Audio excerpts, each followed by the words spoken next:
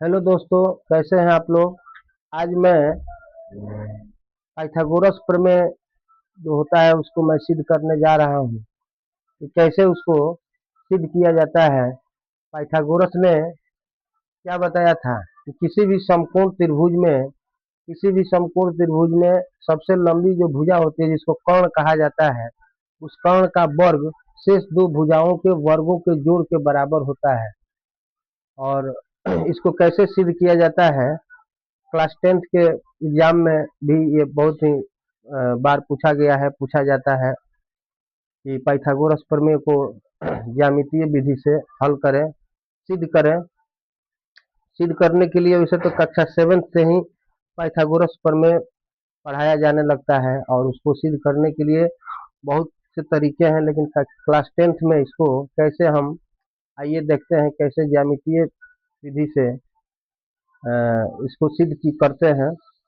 इसके लिए सबसे पहले हम एक समकोण त्रिभुज का निर्माण करेंगे। टॉपिक रहेगा पाइथागोरस पाइथागोरस पाइथागोरस प्रमेय का सत्यापन, है ना। यानी क्या सिद्ध करना है, सिद्ध करना है सिद्ध करना है सिद्ध करना है कि कर्ण का स्क्वायर बराबर लंब का स्क्वायर जोड़ आधार का स्क्वायर। तो आइए हम सबसे पहले हम इसके लिए एक समकोण त्रिभुज का निर्माण करेंगे, है ना। सबसे पहले हम एक समकोण त्रिभुज का निर्माण करेंगे। यहाँ पर ध्यान दो, जैसे यहाँ पर एक समकोण त्रिभुज है, हमने एक समकोण त्रिभुज ले लिया। समकोण त्रिभुज किसे कहते हैं, जिसमें जिसका एक कोण क्या हो, 90 डिग्री हो। एक कोण क्या हो, 90 डिग्री हो। तो इसमें देख रहे हो ना, ये सबसे लंबी भुजा है। मान लो कि त्रिभुज ए बी सी है, इसमें सबसे लंबी भुजा क्या है, ये इसी को कर्ण बोला जाता है। इसको लंब बोलेंगे, जो खड़ा रहेगा, है ना। तो लंब को भी जैसे इसको ऐसे देखोगे तो ये लंब हो जाएगा, ये आधार हो जाएगा। ऐसे देख रहे हो इस फ्रंट से तो ये लंब हो गया, ये आधार हो गया, यहाँ पर 90 डिग्री बन रहा है, ठीक है। लेकिन ये नहीं बदलता है, कर्ण जो है लंबा सीधा होता है ना, तिरछा होता है और दोनों भुजाओं से लंबा होता है कर्ण, है ना। इसको इंग्लिश में हाइपोटेनस बोलते हैं, एस से लिखते हैं। इसको आधार बोलते हैं, बेस लिखते हैं बी से। और इस लंब को कब लिखते हैं, पी से, है ना। ये त्रिकोणमिति में भी बहुत ही इंपॉर्टेंट है। त्रिकोणमिति जब पढ़ोगे 10th क्लास में, ये बहुत जरूरी है इसको जानना कि कर्ण, लंब और आधार क्या होता है, और तीनों भुजाओं में संबंध बताया जाएगा, है ना। तो यहाँ हमको सिद्ध करना है कि कर्ण का स्क्वायर इक्वल टू लंब का स्क्वायर प्लस आधार का स्क्वायर, ठीक है। कर्ण का स्क्वायर इक्वल टू लंब का स्क्वायर प्लस आधार का स्क्वायर, ठीक है ना। इसको सिद्ध करना है। देखो कैसे सिद्ध करेंगे। इसमें सबसे पहले रचना करेंगे इसमें सबसे पहले हम रचना करेंगे। यहाँ से शीर्ष बी से एक लंब डालेंगे भुजा एसी पर, है ना। क्या करेंगे, एक लंब डालेंगे बी, शीर्ष बी से यहाँ लिखेंगे कि समकोण त्रिभुज समकोण त्रिभुज एबीसी में दूसरा बना है, हाथों को एबीसी में समकोण त्रिभुज एबीसी में शीर्ष बी से बीडी लंब, है ना। मान लो कि बीडी लंब एसी खींचा, ठीक। तो लंब जब डाल दिया गया, तो लंब डालने का मतलब यहाँ 90 डिग्री और यहाँ 90 डिग्री बन रहा है ना। तो अब क्या करेंगे, जब ये रचना हो गया, इसके बाद से लिखेंगे, देखो कि अब इस दो त्रिभुज बन रहा है इसमें, देख रहे हो ना, लंब डाल देने से दो त्रिभुज बन जाएगा, एगो ये त्रिभुज बन गया, एगो ये त्रिभुज, ये बड़ा वाला त्रिभुज दो खंड में बट गया। तो एक बार हम दोनों त्रिभुज को तुलना करेंगे, इस बड़े वाले त्रिभुज से तुलना क्या करेंगे, समरूप करेंगे, समरूप करेंगे, है ना। तो लिखेंगे अब त्रिभुज ए बी सी तथा, अब ऊपर वाले त्रिभुज को देखो, ए बी डी में तथा त्रिभुज ए बी डी में, त्रिभुज ए बी सी तथा त्रिभुज ए बी डी में, यहाँ देखो कौन कौन, इधर देखो ध्यान दो, कौन कौन कोण बराबर हो रहे हैं इसमें, देख रहे हो कि ये ये वाला जो कोण है ये 90 डिग्री है, ए बी डी में यहाँ 90 डिग्री है, इस त्रिभुज में ए बी सी में ये 90 डिग्री है, देख रहे हो ना। इस ए बी सी में अभी तुम लोग को, है ना, तो यहाँ पर लिखेंगे इसमें बड़े वाले त्रिभुज का कोण बी बराबर है इस छोटे वाले त्रिभुज में कोण ए डी बी, कोण A D B, A D B क्या है, 90 डिग्री है, तो इसलिए ये कोण और ये कोण बराबर दिखाई दे रहे हैं। और फिर से कोण ए इस बड़े वाले त्रिभुज में भी ये है और इस छोटे वाले भी त्रिभुज में ये है, इसको क्या बोलेंगे, जब एक ही चीज दो बस चित्रों में दिखाई दे तो उसको क्या बोलते हैं, कॉमन, सर्वनिष्ठ, उभयनिष्ठ, ये क्या है, उभयनिष्ठ है, यानी दोनों त्रिभुजों के लिए क्या है, ए उभयनिष्ठ है ना। तो ये इसलिए लिखेंगे कोण ए बराबर कोण ए, यानी कोण ए जो है इस बड़े वाले त्रिभुज ए बी सी में भी है मौजूद, और कोण ए जो है इस छोटे वाले त्रिभुज में भी है कि नहीं, ए बी डी इसमें भी बन रहा है, ए बी सी इसी से बन रहा है, इसलिए कोण ए बराबर कोण ए यहाँ पर लिख दोगे। क्यों है, किस रीजन से, तो ये उभयनिष्ठ कोण है, तो क्या कोण है, उभयनिष्ठ कोण से।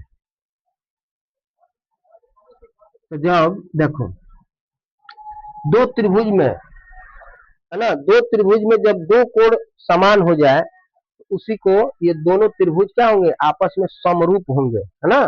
आगे क्लास में जाओगे तुम लोग तो मिलेगा तुम लोगों को पढ़ने के लिए, लेकिन अभी ये से यहाँ पर देखोगे तो समझ, इस तरह से जब आ जाए, इसमें का ये वाला कोण इस कोण के बराबर है, ये कोण इस त्रिभुज के ये कोण, दो कोण जब बराबर हो जाए किसी त्रिभुज में, दो त्रिभुजों में, तो दोनों त्रिभुज आपस में समरूप होते हैं।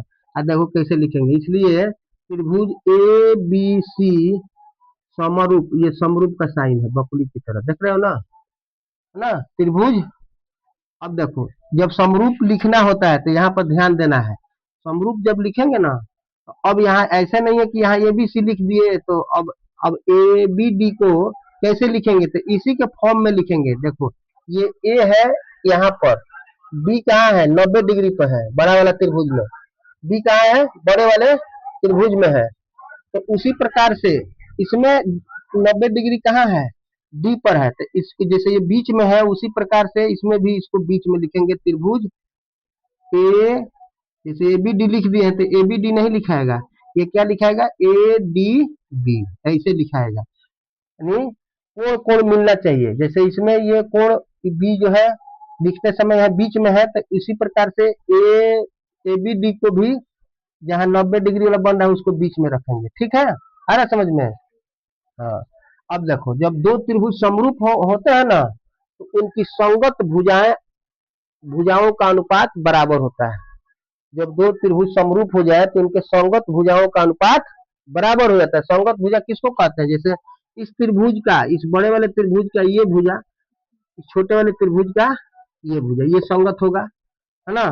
उसी प्रकार से इसका कोई इस भुजा का कोई इस बड़े वाले त्रिभुज का संगत होगा, इस भुजा का छोटे वाले त्रिभुज का ये भुजा है तो इसका संगत होगा। तो ये सब मिलाने की जरूरत नहीं, जब भाई अच्छा से लिखा रहेगा ना, ये है ना, क्रम में लिखा हुआ रहेगा, तो बस देखो इस दो को पकड़ो, ए बी बटा लिख देंगे, इसलिए ए बी बटा, तो इधर का ए बी तो इधर का ए डी ले लो, बटा में ए डी बराबर होगा। उसी प्रकार से अब इसको छोड़कर बी सी यदि ले रहे हो तो इधर का बी डी ले लो, डी बी ले लो बराबर। अब बीचवा में को छोड़कर ए सी ले रहे हो, तो बीचवा में को छोड़ करके ए सी बटा ए बी, इसी तरह से संगत भुजा निकल जाएगा। तीन गो को लेने की जरूरत नहीं है, दुइये को से काम इसमें। अब देखो इसमें क्या करेंगे, देखेंगे कौन कौन जो है तिरछा तिरछी एक समान मिल रहा है। इसमें तिरछा तिरछी एक समान कौन कौन मिल रहा है, देखो ए बी है, यहाँ भी ए बी है, तो इसी को, इन्हीं दोनों को, इसको और इसको ले लेंगे, इसको छोड़ देंगे, बस इसी से मतलब है।